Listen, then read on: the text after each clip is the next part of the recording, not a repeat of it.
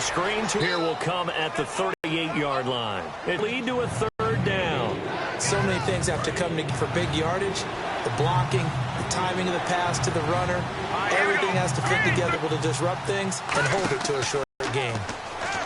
They'll set up to throw. And so he throws it away, and that brings up fourth down.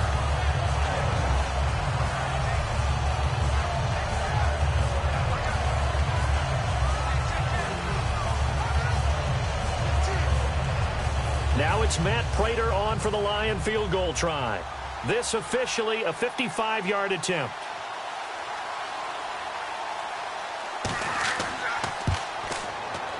And he's going to miss this one. Wide to the left from distance. It's no good. And this score will stay right where it is. Getting set to go again here, Teddy Bridgewater coming back onto the field. So, Charles, there are the numbers. What's happened here? Defensive adjustments that's caused him to sort of fall off a bit? I think so. That has to happen. You got to make some changes because in the first half, they were pretty effective. But the second part is sometimes when you're doing really well, you get off your game a little bit. You get off the gas a little. You're like, okay, we've got this thing. And that's not necessarily the case. Maybe right now, someone just needs to tell a joke in the huddle, loosen things up, and get their big guy going again.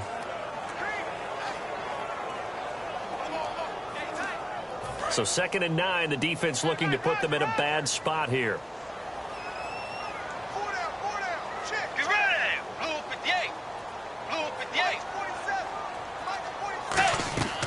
They'll run it now out of the gun. Give him 3 yards, and now they're left needing a conversion here on 3rd and 6.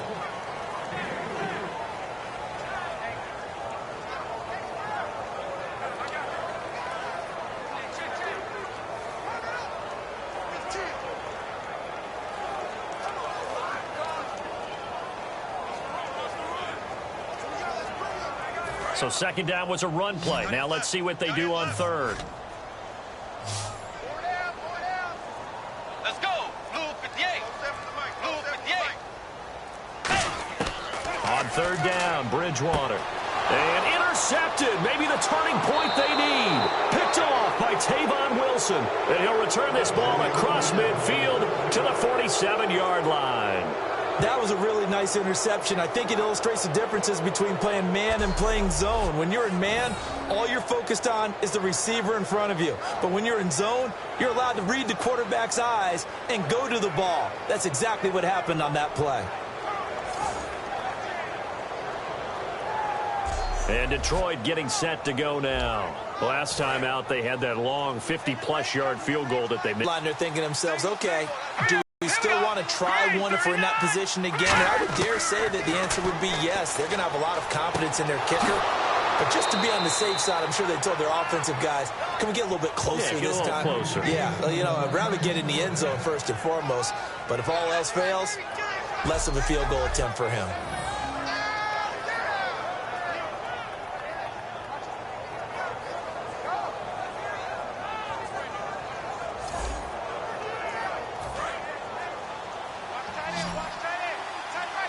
Another pistol look here.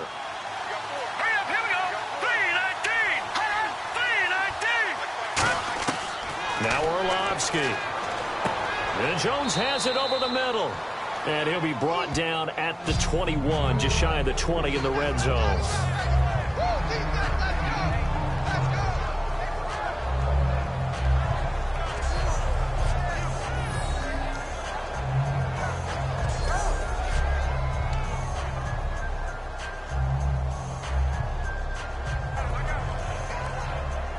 Second down, they need less than a yard to pick up the first.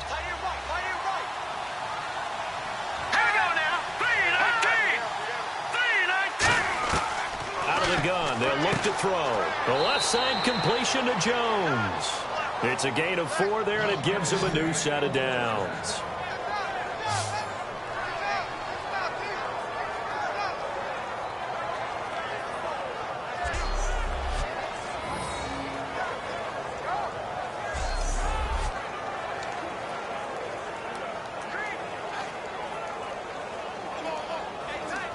So they're operating in the red zone.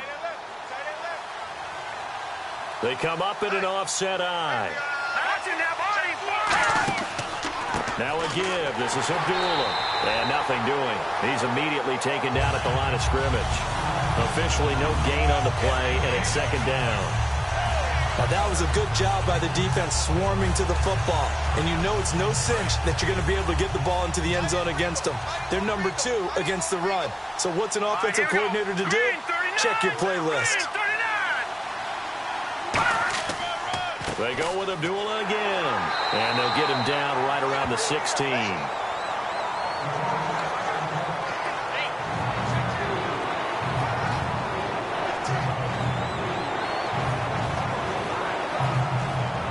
So they run it on second down. Now let's see what third down brings here for the offense. All right, here we go.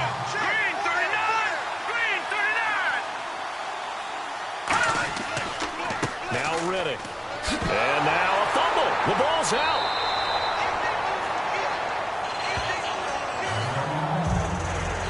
Wow, that ball gets knocked free, but a teammate comes along and scoops it up. It's almost like baseball. Guys at bat, people are on base in scoring position. One guy doesn't get him home. The next guy comes through and picks him up. And avoids the turnover. Riddick with a carry. And he won't have the touchdown, but he will have the first down as he's tackled at the 2. Well, this season's going nowhere. No reason not to go for it. And it's a rare success for them as they keep the drive alive. First and goal here from the 2. They go back to Riddick. And this is not going to do it as he's stopped at the 2-yard line. No gain there, and it's going to set up second and goal. I don't know about you, Brandon, but I often think to myself, in these situations, I want a back who can create his own space, who can break tackles, and in a sense, become his own blocker. We don't have that guy in the game right now.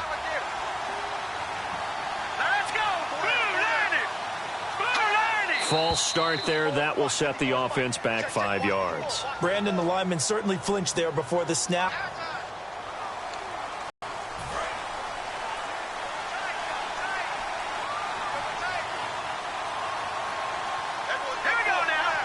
Second and goal. Defense digging in again here.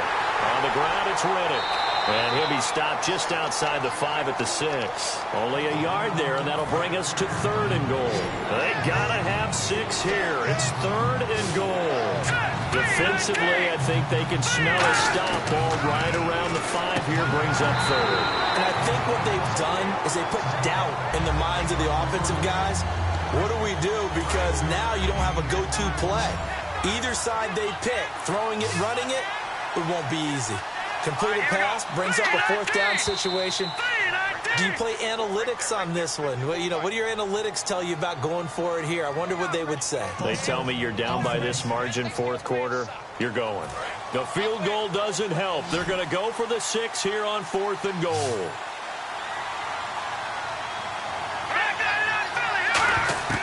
Got to try it here. He's back to throw. And no, it's incomplete. They had the play call on fourth and goal, but it's dropped in the end zone. And the Vikings defense is going to get the football back. So now with a little over 2 minutes to play, the road back gets very difficult. Difficult, but still not impossible if they go ahead and play this thing out. Now the defense has to come up big. They've got to go for the strip of the football on each and every snap to try and give themselves a chance. The Vikings offense now, they get ready to head back on the field. And following the interception, we'll see what they can put together on this drive. I'm here, my old college coach right now. He always used to tell us before every game, the team making the fewest mistakes will win. What they're hoping is that last mistake is their only one of the game. Coaches, that's all they talk about, turnovers, right? Minimizing those and maximizing opportunities. Peterson alone in the backfield. And he'll get it up the middle. And he's going to be taken. And now the Lions going to stop us momentarily as they call a timeout. It's just their first. They've got 2 more to use here in the final stages. So 3rd and 7 and an extra defensive back on the field here.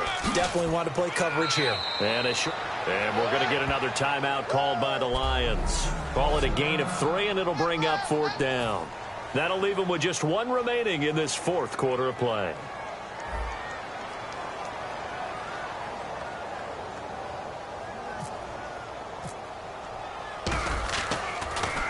His first punt, 48 yards. This one looks equally as good. That's taken it around the 40. And a 7-yard return following a punt of 45 yards. And the offense will take over with a new set of downs. Our eyes shift now to the Vikings defense. Last time, pretty big moment in the game.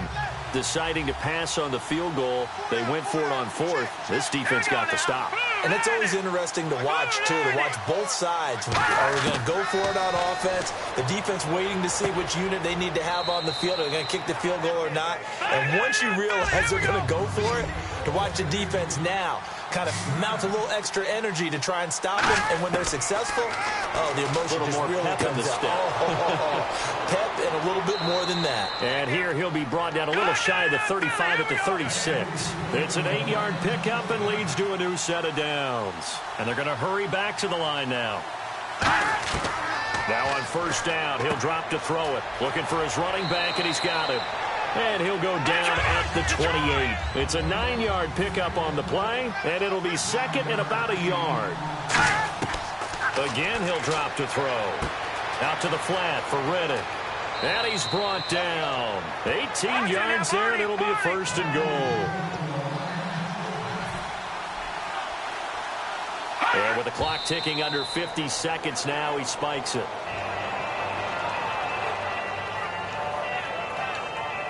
Ten yards still left on second down.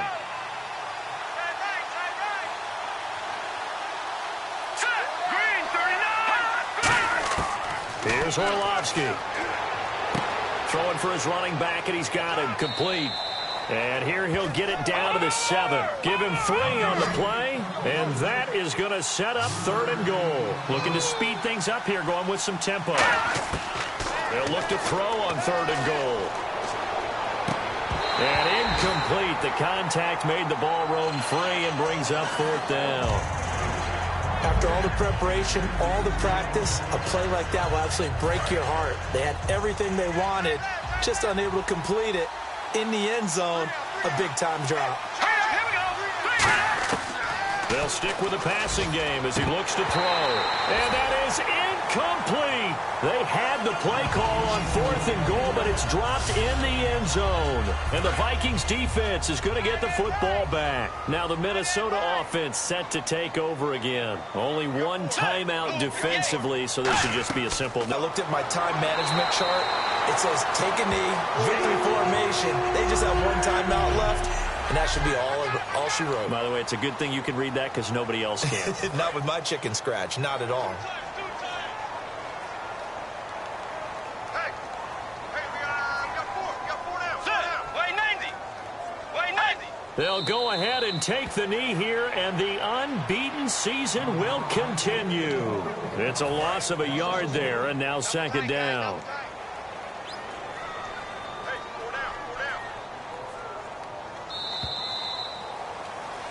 And, partner, we always talk about winning. Everybody wants to win. A divisional win, why is this one so important? Because at the end of the year, Brandon, you have to determine who's going to move on to the playoffs. And sometimes it's not the overall record that takes you there. It's how did you do in the division. If you're tied, if it's close, the divisional winner, the team that has the best record within its own division, will be the team that wins the tiebreaker and moves on. So for the Vikings, they continue to cruise through this first half of the schedule as they move to 8-0 now on the campaign. And they will hit the road next week to take on the Washington Redskins. Meanwhile, for the Lions, their season is on life support somewhat now at 3-6. And they're going to get an extra week to stew over this as they're not back in action until week 11. So that'll do it for us. For my partner, Charles Davis, and all the hard-working men and women on our crew, I'm Brandon Gaudin. You've been watching the NFL right here on EA Sports. It's a win for the Vikings as we say so long from Minneapolis.